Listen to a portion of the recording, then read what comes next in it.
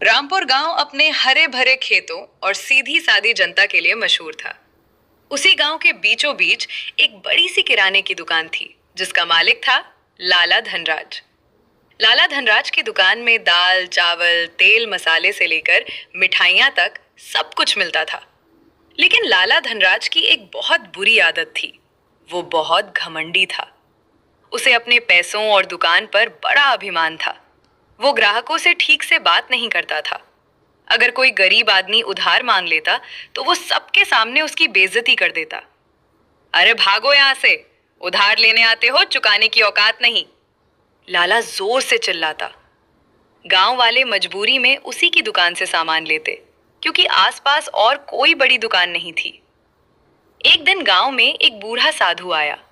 उसके कपड़े साधारण थे, हाथ में एक लकड़ी की लाठी और कंधे पर एक झोली। वो धीरे धीरे चलते हुए लाला धनराज की दुकान पर पहुंचा। साधु ने विनम्रता से कहा, बेटा, थोड़ा सा आटा और गुड़ दे दो। मेरे पास अभी पैसे नहीं हैं, लेकिन मैं 2 दिन में चुका दूंगा। लाला ने उसे ऊपर से नीचे तक देखा और जोर से हंस पड़ा। बाबा, ये कोई धर्मशाला नहीं है। यहाँ पैसे दो, सामान लो, नहीं तो आगे बढ़ो। साधु ने शांत स्वर में कहा, घमंड अच्छी बात नहीं होती बेटा। समय हमेशा एक सा नहीं रहता। लाला गुस्से में बोला, मुझे सीख मत दो बाबा, मेरा समय हमेशा अच्छा रहेगा। साधु मुस्कुराया और बिना कुछ कहे वहां से चला गया। अगले ही दिन से अजीब घटनाएं शुरू हो गईं। सुबह जब लाला ने दुकान खोली तो देखा कि चूहे ने कई बोरे कुतर दिए थे। दाल और चावल जमीन पर बिखरे पड़े थे। ये क्या हो गया? लाला चिल्लाया। उसने नौकरों को खूब डांटा, लेकिन नुकसान हो चुका था। दूसरे दिन अचानक गांव में तेज आंधी और बारिश आई। दुकान की छत का एक हिस्सा उड़ गया और कई सामान भीग गए। लाला का नुकसान बढ़ता जा रहा था। गांव वाले आपस में बातें करने लगे। लगता है लाला के घमंड का फल मिल रहा है। लेकिन लाला को अभी भी अपनी गलती का एहसास नहीं हुआ। कुछ दिनों बाद गांव में एक नई दुकान खुली। उसका मालिक था मोहन। मोहन बहुत विनम्र और हंसमुख था। वो ग्राहकों से प्यार से बात करता और जरूरतमंदों को उधार भी दे देता। धीरे धीरे गांव वाले मोहन की दुकान पर जाने लगे। लाला की दुकान सूनी पड़ने लगी। एक दिन लाला ने देखा कि उसकी दुकान पर कोई ग्राहक नहीं आ रहा। वो परेशान हो गया। ये सब मोहन की वजह से हो रहा है, उसने गुस्से में कहा। वो मोहन की दुकान पर गया और बोला, तूने मेरी दुकान बर्बाद कर दी। मोहन शांति से बोला, लाला जी, मैंने कुछ नहीं किया। लोग वहीं जाते हैं जहां उन्हें सम्मान मिलता है। लाला चुप हो गया, लेकिन उसका अहंकार अभी भी पूरी तरह टूटा नहीं था। उसी रात लाला ने सपना देखा। उसने देखा कि वही साधु उसके सामने खड़ा है। साधु ने कहा, धन और घमंड हमेशा साथ नहीं चलते।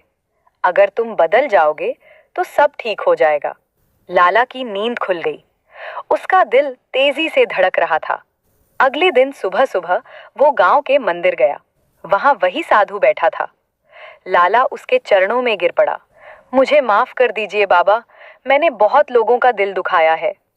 साधु ने उसे उठाया और कहा, गलती मान लेना ही पहला कदम है सुधार की ओर। अब लोगों से प्रेम से बात करो, सब ठीक हो जाएगा। उस दिन से लाला धनराज पूरी तरह बदल गया। जब एक गरीब महिला उधार मांगने आई तो उसने मुस्कुराकर कहा, बहन, जितना चाहिए ले जाओ, जब हो सके चुका देना। गांव वाले हैरान थे। धीरे धीरे लोग फिर से उसकी दुकान पर आने लगे। लेकिन इस बार लाला का व्यवहार बिल्कुल अलग था। वो बच्चों को टॉफी मुफ्त में देता, बुजुर्गों को कुर्सी पर बैठने को कहता और हर किसी से मीठे शब्दों में बात करता। मोहन ने भी उसकी मदद की और दोनों अच्छे मित्र बन गए। कुछ महीनों बाद लाला की दुकान पहले से भी ज्यादा चलने लगी। लेकिन अब उसके चेहरे पर घमंड नहीं, बल्कि संतोष था। एक दिन वही साधु फिर से गांव छोड़कर जाने लगा। लाला ने दौड़कर उसके पैर छुए और कहा, आपकी वजह से मेरी जिंदगी बदल गई। साधु मुस्कुराया, मैंने कुछ नहीं किया बेटा, ये तुम्हारे दिल का बदलाव है। इतना कहकर वो साधु वहां से चला गया और फिर कभी दिखाई नहीं दिया।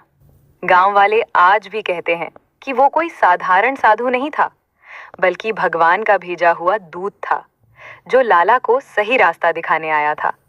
अब लाला धनराज का नाम घमंडी दुकानदार नहीं, बल्कि दयालु लाला पड़ गया था। घमंड इंसान को अकेला कर देता है, जबकि विनम्रता उसे सबका प्रिय बना देती है। पैसा और ताकत हमेशा नहीं टिकते, लेकिन अच्छा व्यवहार और प्रेम हमेशा याद रखा जाता है।